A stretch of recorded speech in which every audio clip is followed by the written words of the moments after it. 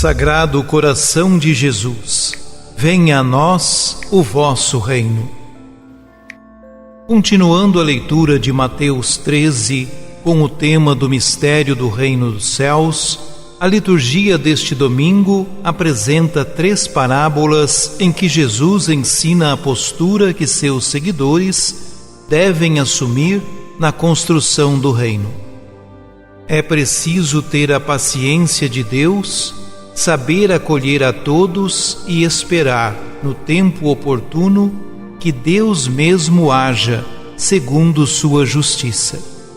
Esse modo de proceder nos vem pela sabedoria divina, que nos ensina a acolher os tempos e modos de Deus. Seu Espírito, que ora em nós, auxilia-nos em nossa fragilidade humana, conformando nossa vontade ao seu projeto. Proclamação do Evangelho de Jesus Cristo, segundo Mateus. Naquele tempo, Jesus contou outra parábola à multidão.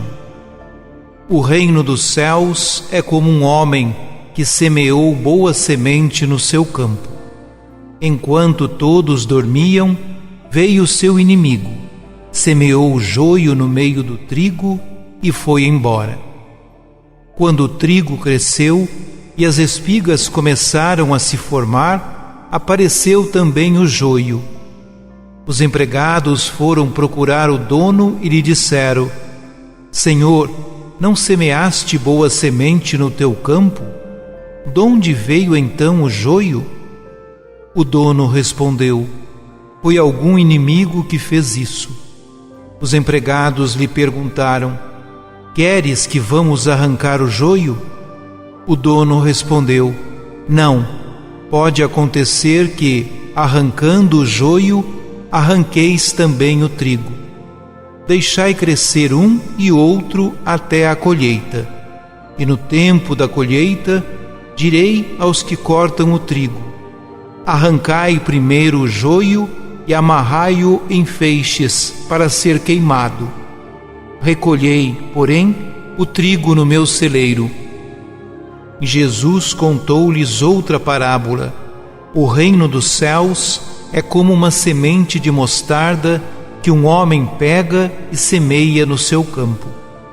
Embora ela seja a menor de todas as sementes, quando cresce, fica maior do que as outras plantas e torna-se uma árvore, de modo que os pássaros vêm e fazem ninhos em seus ramos. Jesus contou-lhes ainda uma outra parábola. O reino dos céus é como o fermento que uma mulher pega e mistura com 3 porções de farinha, até que tudo fique fermentado. Tudo isso Jesus falava em parábolas às multidões.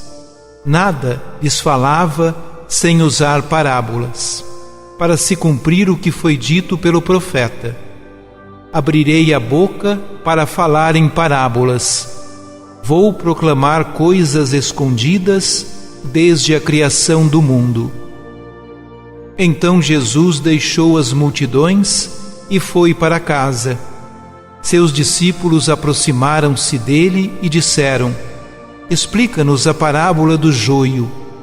Jesus respondeu: Aquele que semeia a boa semente é o Filho do Homem. O campo é o mundo. A boa semente são os que pertencem ao reino. O joio são os que pertencem ao maligno. O inimigo que semeou o joio é o diabo. A colheita é o fim dos tempos. Os ceifeiros são os anjos. Como o joio é recolhido e queimado ao fogo, assim também acontecerá no fim dos tempos. O Filho do Homem enviará os seus anjos, e eles retirarão do seu reino todos os que fazem outros pecar e os que praticam o mal, e depois os lançarão na fornalha de fogo. Aí haverá choro e ranger de dentes. Então os justos brilharão como o sol no reino de seu Pai. Quem tem ouvidos, ouça. Palavra da salvação.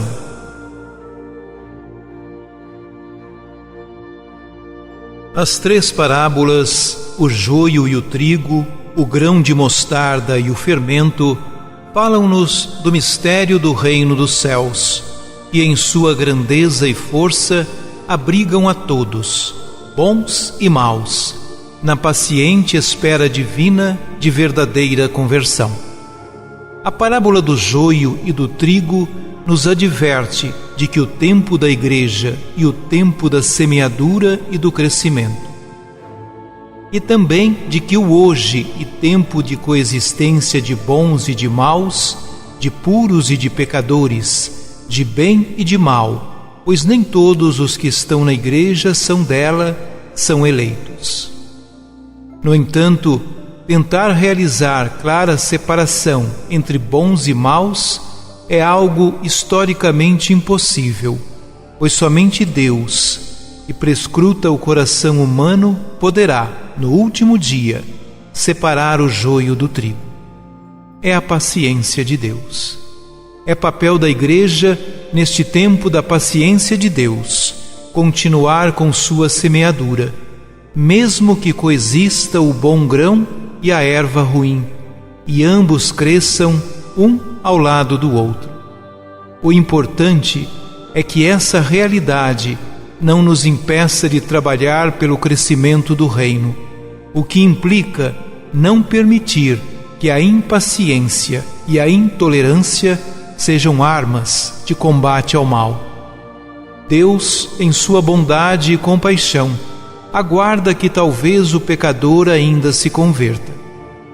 Fazer um julgamento apressado poderá, assim, impedir que haja verdadeira conversão por parte do pecador, e essa postura contraria a proposta do Evangelho anunciado por Jesus.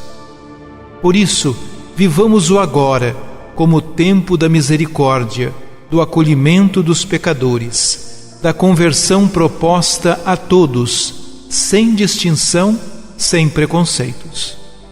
As parábolas do grão de mostarda e do fermento referem-se ao incrível crescimento do reino de Deus. Este, embora seja como um humilde grão de mostarda nos seus inícios, alcança amplidão histórica inegável, e sua força interior fermenta a vida de quem trabalha pela construção de um mundo melhor, mais justo e solidário. Oremos. Bendito seja, ó Pai, pelo reino dos céus, que manifestas no meio de nós e em nós. Ele é o bom grão que semeaste para renovar a nossa terra.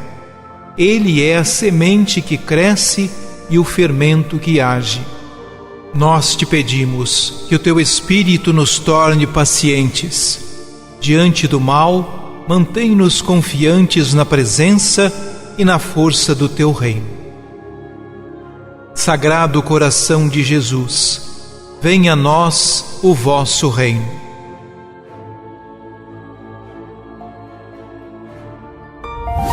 Ajude-nos a evangelizar. Se inscrevam em nosso canal, ativem o sininho, dê o joinha em nossos vídeos e compartilhem a palavra de Deus.